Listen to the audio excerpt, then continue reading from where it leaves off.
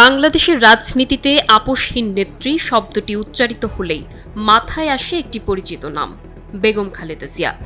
৩ দশকের বেশি সময় দেশের জাতীয় রাজনীতির কেন্দ্রবিন্দুতে থাকা এই নেত্রীকে এই উপাধি দেওয়া হয় মূলত তার রাজনৈতিক অবস্থান, সিদ্ধান্তের দৃঢ়তা এবং বিরোধী আন্দোলনের নেতৃত্বের ধরনকে ঘিরে। তার রাজনৈতিক দৃঢ়তা, কঠোর অবস্থান এবং আপোষে না যাওয়ার মনোভাব তাকে আলাদা এক চরিত্রে পরিণত করেছে।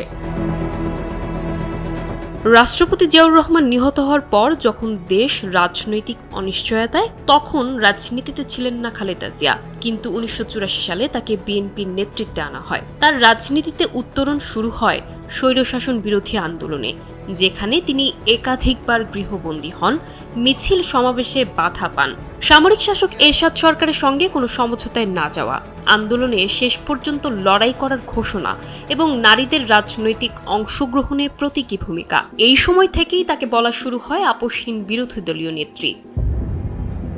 ১৯৯১ সালে দেশ ফের সংসদীয় গণতন্ত্রে ফিরে গেলে খালেদা জিয়া প্রথম নারী প্রধানমন্ত্রী হন। তার এই সময়কে দৃঢ় প্রশাসনিক সিদ্ধান্তের সময় বলা হয়। এ সময় খালেদা জিয়া অর্থনৈতিক উন্মুক্ততা ও বেসরকারি খাতকে অগ্রাধিকার দেওয়ার সাহসী ঘোষণা দেন। দুর্নীতি বিরোধী অবস্থান ও প্রশাসনিক কঠোরতা ব্যাপক প্রশংসিত হয়। তারপর ক্ষমতায় থাকার সময়ও বিরোধী দলের সঙ্গে আপোষে যেতে অনাগ্রহে সমালোচকরা বলেছিলেন তিনি কম্প্রোমাইজে অনিচ্ছুক। তার অনুসারীরা বলেছিলেন তিনি অটল নীতির রাজনীতি করেন। ২০০৭ থেকে ৮ জরুরি সরকারের সময় তিনি কোনো আপোষ করেননি। জরুরি সরকারের সময় গ্রেফতার, দল ভাঙনের প্রচেষ্টা, চাপ সবকিছুর মধ্যেও তিনি সরকারের দেওয়া রাজনৈতিক প্রস্তাব প্রত্যাখ্যান করেছেন। রাজনীতি ছেড়ে দেওয়ার প্রস্তাব মানেননি এবং জোট রাজনীতিতে নিজের অবস্থান বজায় রাখেন। এই অধ্যায় তাকে সবচেয়ে দৃঢ় রাজনৈতিক ব্যক্তিত্বে পরিণত করে। ২০০৯ থেকে ২০১৮ বিরোধী রাজনীতিতে আপোষহীনতা খালেদা জিয়াকে নিয়ে যায় ভিন্ন স্তরে। আওয়ামী লীগ সরকারের টানা ক্ষমতাকালে খালেদা জিয়া তত্ত্বাবধায়ক সরকার রক্ষার আন্দোলনে অটল ছিলেন। অবরোধ, কর্মসূচি এবং রাজনৈতিক চাপ বজায় রাখার ব্যাপারেও অটল ছিলেন।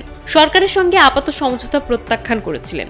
সমর্থকরা বলেন তিনি গণতন্ত্র রক্ষায় আপোষ করেননি।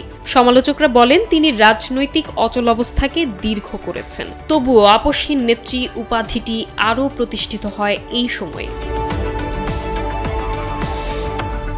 সে সময় শারীরিক দুর্বলতা সত্ত্বেও তিনি রাজনৈতিক সত্যনিষ্ঠতা ও অবস্থান থেকে সরে আসেননি।